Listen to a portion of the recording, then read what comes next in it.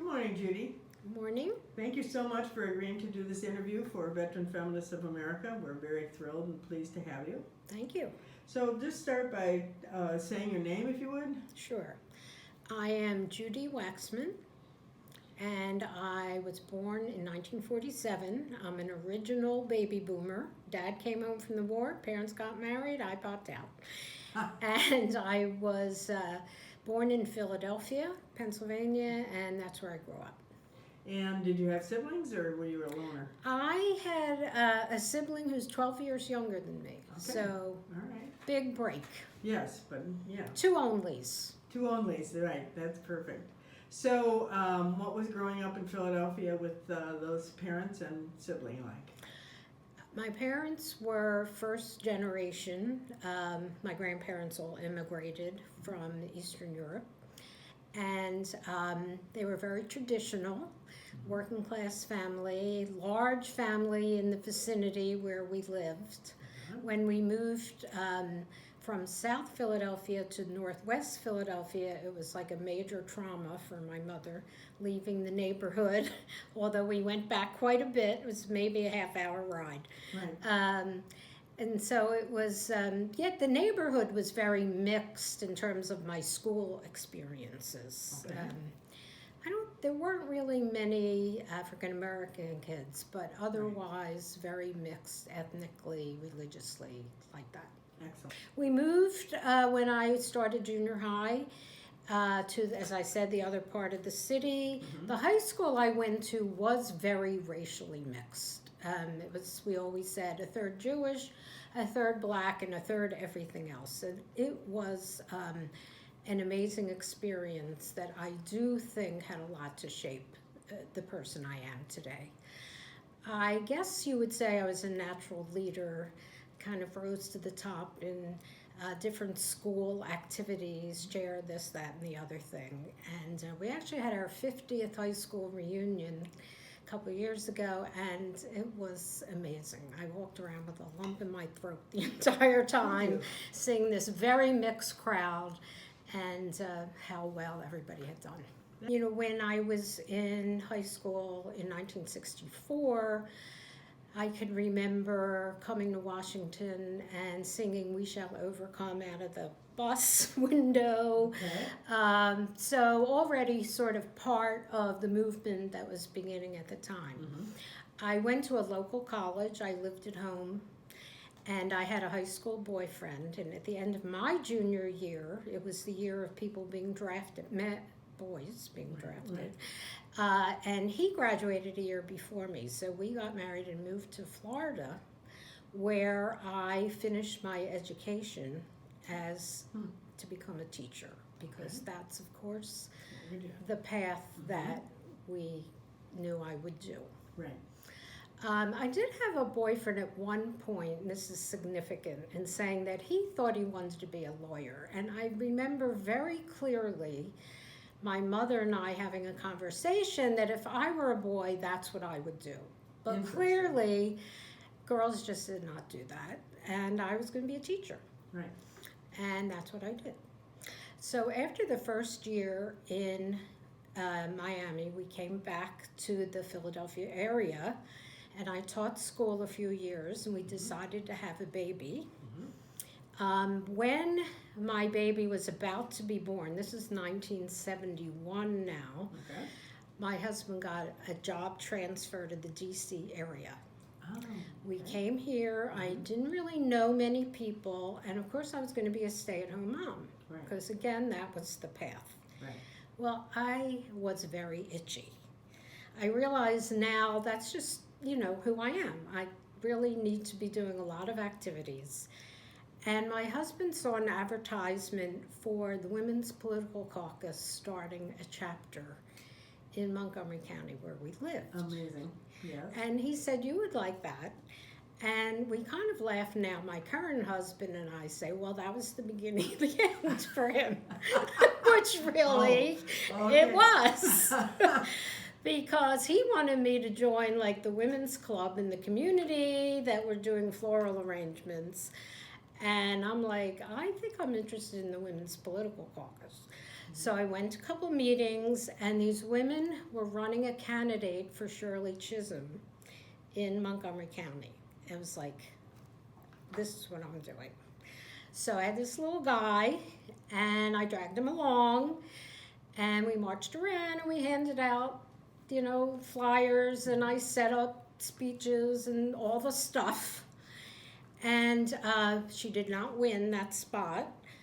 But near the end of it, people were saying to me, well, you really have to join our Now chapter, Okay.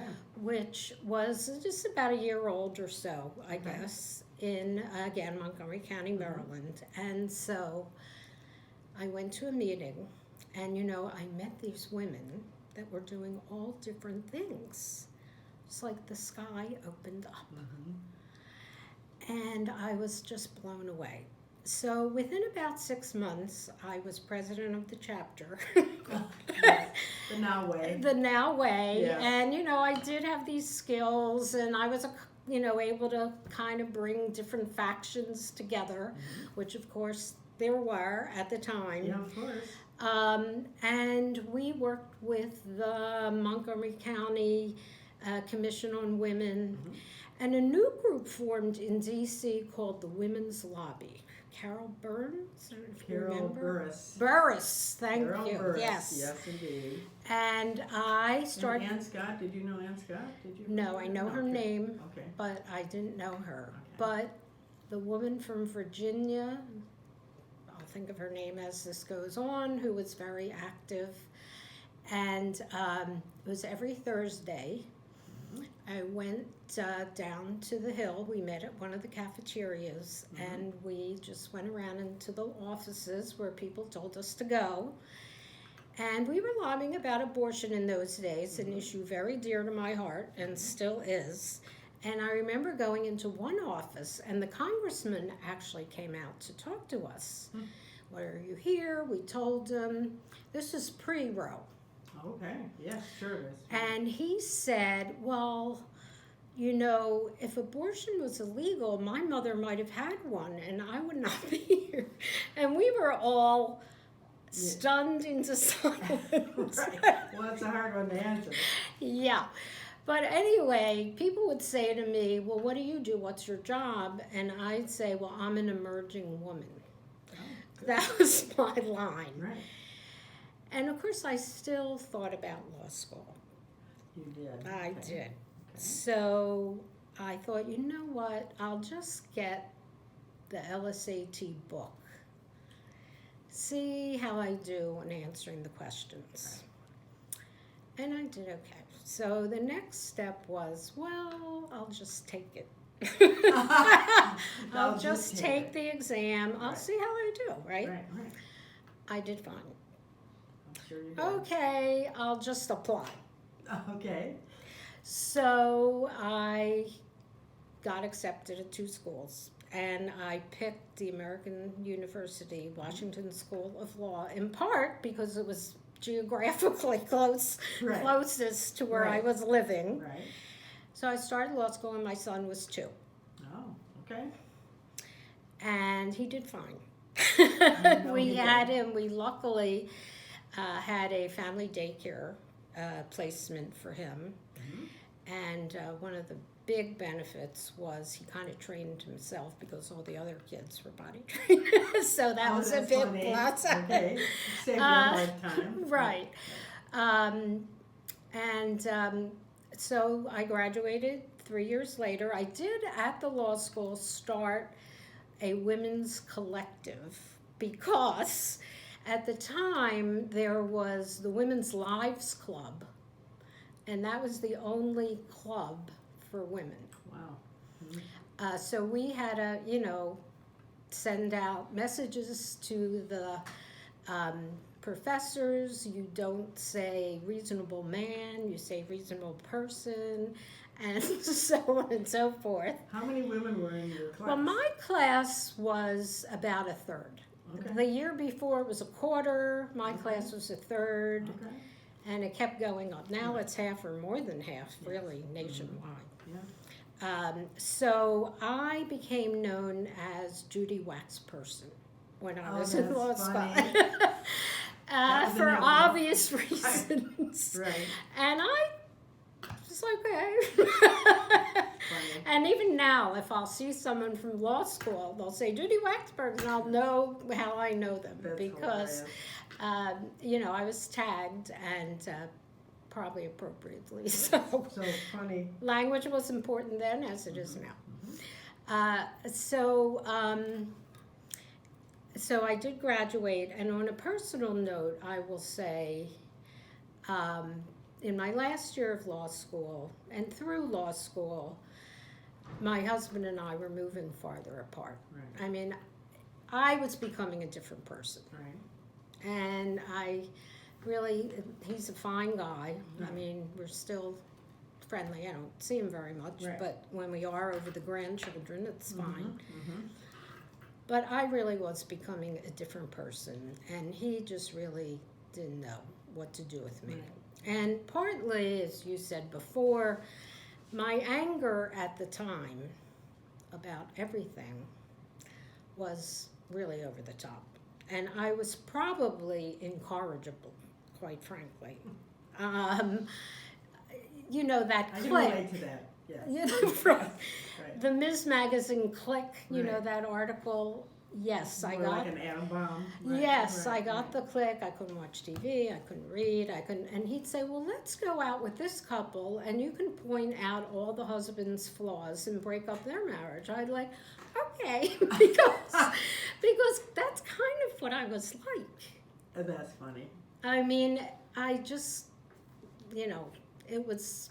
I'm sure many people watching this will understand Yes. what I'm saying. Yes. And so I graduated law school, and shortly before we separated. Mm-hmm. And most of the women in my class, almost all the women in my class that started married, were divorced by the end. Interesting. That's an important. It's I'm very glad you're much talking a about that. pattern. Mhm, It's mhm. there's a lot of women were rushing into law school in those years and also getting divorced and going out on their own at the end. Well, and A perhaps very they common pattern. rushed into marriage at an earlier point. Well, I was 20 years old when Right. I got married, my Right. high school boyfriend. Right. So, that was Mhm. a pattern. Mm-hmm. And we just were no longer in the same Right. world view space. Right. And so then I got an apartment with my son, who by then was, he must have been about 5, I guess, or 6. And I started, my first job was at what was then HEW in healthcare. Mm-hmm. So it wasn't directly on reproductive health, but it was in the health area. And now, what year is that, Judy? That is 77. Okay. Took me a little while to get the first job. Mm-hmm. And also I moved into the city. Right. And my son did start first grade at in the DC public schools. Okay. So it was the different life. Yes. Very fortunately for me, there was another single mom down the hall with a boy around the same age, so takes a village. That Yes. helped a lot. Yeah, very definitely. And I did feel I needed a job with confined hours. I was offered one particular job I was offered at the Maryland State Legislature, which sounded like it would be fabulous for me, but it was in Annapolis, and I was going to have to travel a lot and have Right. long hours, and I just decided as a single mom I couldn't take it. I was not Right. happy about that. They were not happy because Right. apparently the women legislatures had fought for me even though I was a single mom. That's good. But I ultimately had to take a job, I felt, with more regular hours. Right. So I started out at HEW in healthcare, and in a few years, somebody in my office gave me an ad for a job that he said sounded just like me, and it was at the National Health Law Program. This is an organization that still exists, having its 50th anniversary next year, as many of these nonprofits Right. are. And it was all about access to healthcare for low-income people. And I got that job. And main office was in Los Angeles, but there are a couple of us in DC as the, quote, eyes and ears. So I got very involved in lobbying and following what's going on and the legislative process and so forth. The other very significant issue, and I'll talk about some of the issues that I worked on, Right. but a life-changing experience was meeting the other people, and one man in particular who was on our board at the time, who was a legal services lawyer in Chicago, and actually had worked on the Hyde Amendment case, which obviously piqued my interest in him. And he eventually moved to DC, got a job with the Children's Defense Fund, and we eventually bought the house we're in now and got married and adopted our daughter a few years later. So that was the very personal, significant thing. And I guess some of the issues we worked on were fighting the Reagan healthcare tax cuts, the block grant stuff we still hear about today. I bring out all my old files. It's the same issues. How do we continue to have healthcare for low-income people or cut them off? And of course I was interested in the women's issues and connected with some of the women's groups over the years, kind of a liaison in the community. I did work a lot on what we called anti-dumping, which in 1986, a law was passed that said hospitals must take patients that are in an emergency situation, including active labor. Because we heard stories of women being in active labor and being turned away from the hospital. That did pass and is continuing part of our law today. In the 80s, I was asked to be on the board, president of the board of a women's health clinic that was on I Street. It's called Women's Medical Center. Okay. And they did abortions and other services. And there was a dispute in court because the person who started it was a nonprofit, but he put all his family on the board, and he was trying, at that point the rent was going up, and he was trying to just take all the money out. So the staff took him to court with Gail Harmon as their lawyer. And she won that case, and somebody thought of me and said, would I be president of this new board? Which I did. And it was touch and go. Again, I met great women who I'm still friendly with who were on the board. And we struggled along. Ultimately, it did have to be closed for financial reasons, but at least we had rescued it from the predator. And did have it continue for a few more years. And the clientele was mostly poor women? Yeah. Yes, okay, good. So, I just bring that up because obviously people thought of me in that area, and then I continued to be active where I could, even though I had this other full-time job. I will say, you had asked me earlier about my parents and my upbringing. And my parents, as I said, were working class. My mom mostly didn't work, although occasionally she would work part-time. My dad was the main breadwinner, and he was like a foreman in a shop, an iron shop. They always did outside work, too. They always did outside volunteering in the community. Okay. There was an ambulance association starting in our neighborhood, and I can remember being in the basement, helping them stuff envelopes to send out stuff. My dad was a driver, a volunteer driver. They were in various other organizations in the community. And my grandmother, too. I think about that. My grandmother was always involved in some Jewish activities. My grandfather, actually, all now that I think about, ran sort of a credit union for the people that had moved to Philadelphia from his village.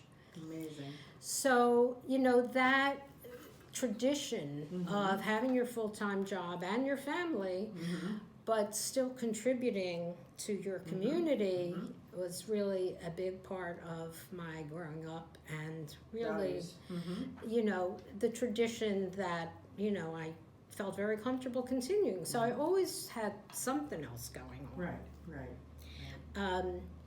So I was there at National Health Law Program until, I guess it was like 89 or so.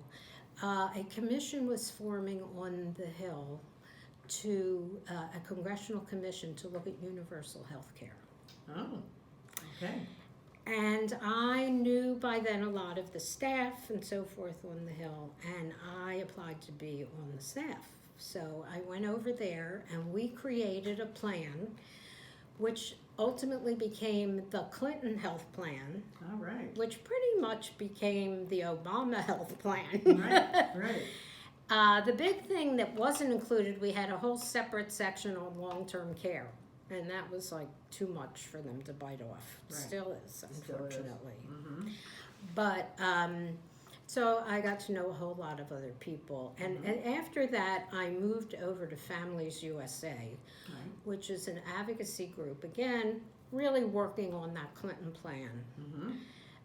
And so I was doing policy and advocacy. At that point, I ran the Medicaid Coalition. There were a whole lot of groups in town that were interested in how Medicaid was going to fit into this and the ups and downs of that program. Right.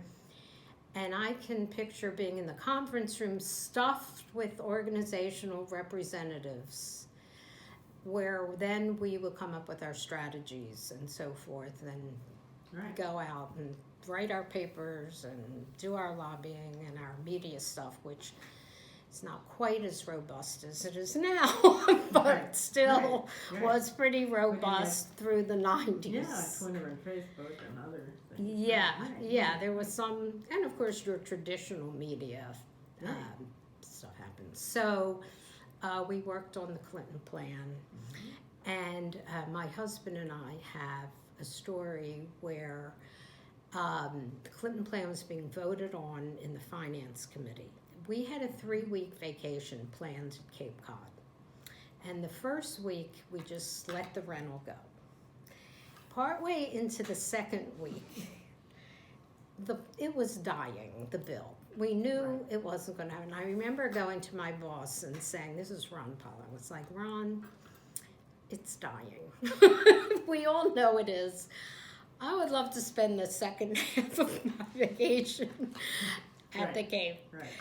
And, he said, yeah, goes. We just threw the child. We had the little girl at the point. We threw her in the car with all our stuff, drove to New Jersey, went the rest of the way. And I spent the good next week and a half on the phone.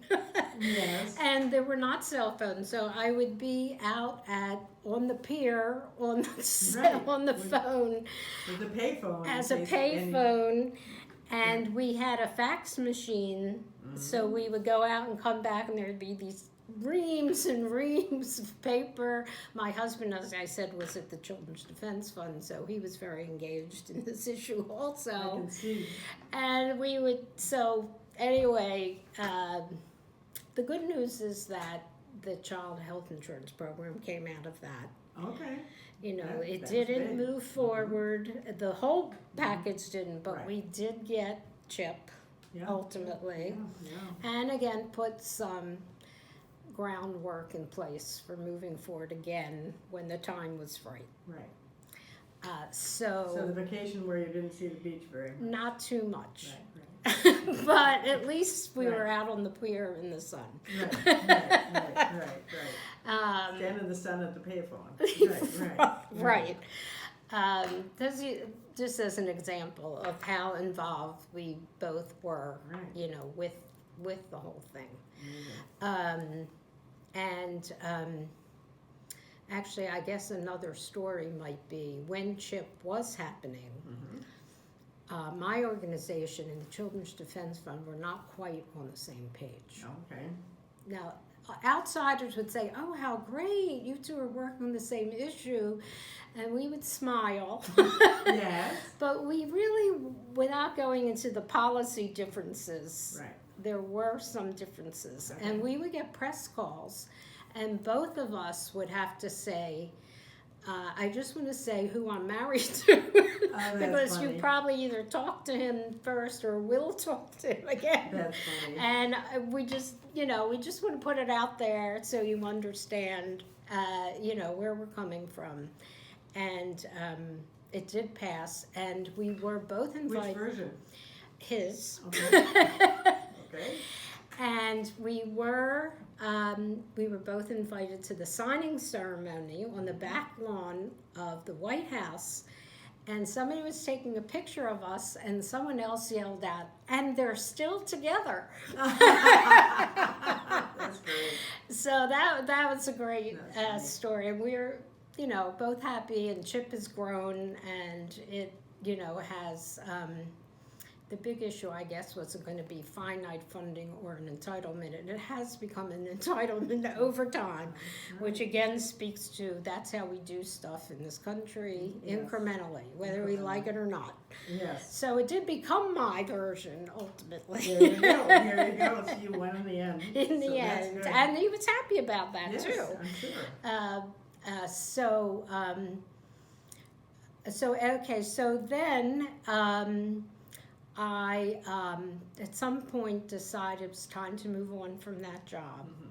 And the National Women's Law Center had an opening for their vice president for health and reproductive rights. Sounds like a good fit. It sounds like it would work for me, right? Right.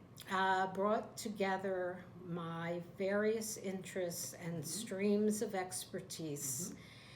And I remember folks from the Guttmacher Institute, who I had worked with over the years, saying, "Wow, that is just so great for her and them." It was very confirming. And so I moved over there. That was 2003. Okay. And, the fights on the reproductive health front, which now look weak. At the time, they seemed Right. very serious, but now, of course, we were in a much more serious situation. Right. Right. So we continue, obviously, to do the work on generally access to health care and specifically for reproductive health issues. Were you there was this period during the Obama administration? Yes. Okay. So I got there in 2003. Of course, after 2008, Okay. the Affordable Care Act became a live thing. Right. And I feel like I was really at the right spot at the right time. Because I had also hired health policy experts along with our reproductive rights experts. Right. And we could, as I like to say, walk down both sides of the sidewalk. We would get calls from the reproductive health community saying, "Well, how does all this private insurance stuff affect us? What is on the Medicaid? What do we need to be thinking about?" And we could add to the bigger picture of where things should go on the reproductive health issues to fit in with the bigger picture. We had a campaign called "Being a Woman is Not a Pre-Existing Condition," I remember it. because women were just charged more just because they're women. Right. And that was very popular and successful. I got to testify a few times, and it's interesting because the people I already knew from the insurance industry were testifying at the same time, and they had to say, "Well, yes, that gender difference really should go." Okay. All right. Those investments pay off sometimes. Right. So it was a great spot, I think, for the organization and for me to lead this with these different pathways going on. Right. We worked, of course, on the preventive health services that included, our point was to include contraceptive coverage, of course, as a Right. preventive service. That was a big issue. Big issue. The abortion issue, we kind of won, actually, because there was a lot of movement to say the plans cannot cover it. Right. And the end result was, well, they can if they want to, but they don't have to. So that was kind of a win, really, from a limited point of view. And now when people talk about it, I say, well, we were not the last issue to be decided. It was, could undocumented immigrants buy in on their own? And they cannot. But it was like the next to the last issue to be decided. Yikes. And after the bill passed, the Institute of Medicine set up a panel to decide what the preventive health services would be. Okay. And I was invited to testify. I will say we did help get certain members onto the committee, but I was asked to testify. And so we knew we were going to say contraceptive coverage. Right. We had worked with the domestic violence people, and we knew we were going to say screening for domestic violence. And I can recall a meeting in my office where I said, we need a third thing that maybe they'll have to let go, but at least like as a strategic point, because we really want these two. So there was a woman in my office who had just given birth, and she went into her office and she comes out and says, I got it. Breastfeeding, counseling, and supplies. Oh, I was like, I love it. perfect. So in my testimony that day, I mentioned this, and there was like a gasp in the room, which I did not know what that meant. But afterwards, people came up to me and said, that is a fabulous idea. Wonderful.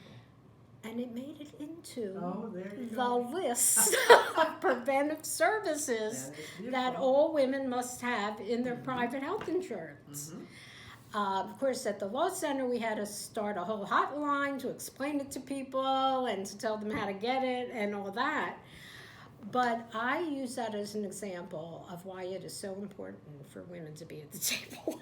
Because, Right. wow, I mean, who Right. knows their own needs except themselves? There you go. Good.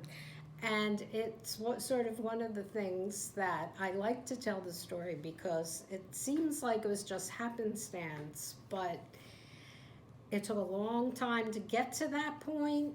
And again, women knowing what they need is crucially important to know what to ask for. Exactly. And we got to ask for it, Right. and then we got it. And she had just had that experience. It Yes. was on the top of her head. Yes, wasn't on mine, Right. but it was on hers. Right. And it was Right. like just a brilliant stroke. Right. You know, just very proud of that Mm-hmm. little piece. Definitely. We continue to do lots of, and the organization, of course, does continue to do a lot of work on implementing the Affordable Care Act, hoping that it continues. It's, of course, under major threat again. Always. And working with the other organizations in town to make that a reality, Right. and to protect women's access to all health care, but Right. particularly reproductive health services. Excellent. Wonderful. So I retired at the end of 2014, I guess. No, 15, at the end of 2015. Okay. And shortly thereafter, the Planned Parenthood videos came out, you know, the ones where the people had gone in The right and wingers. surreptitiously asked questions about what they do with the abortion remains and so Right. forth. Right. And so I was asked to testify, even though I was no longer at the organization, because I think people think of me as Medicaid and reproductive rights. Okay. Still do. I've had some conversations recently, which I love, quite Right. frankly. Good identity. Right. And so I was asked to testify. There were like, I think I was the only person on the Democratic side, and they had 2 or 3 on the Republican side. Of course, Marsha Blackburn was on the committee at the time. And they start out by showing some of the video. Oh. And I could see the other people like rapt looking. I'm looking at the sign. And I thought, I better look too. Yeah. So I was watching it, and of course one of the Republican members immediately said to me, well, I saw you looking at the video, and did you find it disturbing? And I said, well, it was unpleasant, but it was clearly edited. And in fact, Jan Schakowsky picked that up. Jan, member from Michigan, said, Illinois. well, thank you, Illinois. She said, well, we know it's edited because there's music in the background. I was like, yeah. Amazing. And of course, you know, the bill they were proposing was a Medicaid bill that if the governor suspected anybody did anything wrong, then they couldn't get Medicaid funding. I mean, it's absurd. To which I said, this is un-American. And since then, I know one of your questions is, have I continued to be involved? Yes. So, yes. So actually, I've become an oral historian, and I am currently doing a major project for the National Family Planning and Reproductive Health Association. Excellent. They're the Title X trade association. I am interviewing people from the beginning, 50 years ago, through now. It's fascinating. I am on the board of our local Planned Parenthood, Planned Parenthood Metropolitan Washington. I'm teaching reproductive health policy at GW Milken School of Public Health. Love the students. Excellent. And another thing I'm doing a lot of, which I really feel is my current mission, is mentoring young women who want to go in this field. And there's a group called Women's Information Network. Karen Mulhauser got that started. And so I'm on their Experienced Women Board, the advisory council. Karen got me involved. She's like, you need to be on this. And I do a lot of counseling of young women, helping them, networking. That's what it's about, Women's Information Network. Yes. So I feel like it's the teaching and the PPMW, all the work I'm doing now is passing it on. Excellent. You know, I've had young women come to my home. We'll have like a seminar. We do these once in a while through WIN, and I say, I'm here to pass this on to you. Here's where we are. Here's where we've been. And I'm willing to help as long as I'm here, but you people are picking up the mantle, and I'm here to pass the torch. That's excellent. So that is what I've been involved in the last few years. Well, and I'm hoping your interview here will help be part of that legacy that we can all pass on, and that's wonderful. So what would you count as some of your most memorable experiences and important experiences in your contribution to the women's movement? Yikes. Well, I think I've mentioned a few. You have. You know, certainly, continuing leadership to keep things moving along and bring factions together. You know, that's not so specific, but it's been an important effort all along. I think the Women's Medical Center was an important episode in my life. Doing some of the other policy issues that I mentioned, even through Access for All, that anti-dumping statute was crucially important for women in particular. And then all of the reproductive health work, I would say. I should also say meeting my husband was a good thing. I can't skip that part. So, it's hard to pick out one or two. I've mentioned a couple, certainly the ACA, and hoping very much to help keep that growing. Right. Anything that stands out as it disappointing? Or something you wish could still be done, or you? Well, of course, we're in such a difficult situation right now. It's hard to get past that. Yes. I mean, we thought we made a whole lot of progress, Right. which we did, Which we did. but we are at a crucial juncture again, and we have a small minority of people really trying to impose their views on the general population. I mean, you see time and time again about these polls about abortion and contraception is used by 99% of heterosexual women in this country, Yes. and yet, they're conflating well, this kind of contraception is actually an abortifacient, Right. So that's a lot of why I do the teaching too, Yes, good. because I think it's important for the young people to get what's really going on. It's all a power struggle. Let's face it, it's about power and power over women. Right. And it's really disheartening to see some of the potential, we're not there yet, but potential backslides that are maybe happening now. Right. Well, this was an excellent interview, and I thank you again very much. Super. Yeah, wonderful. Thanks so much. I'm so happy to do it.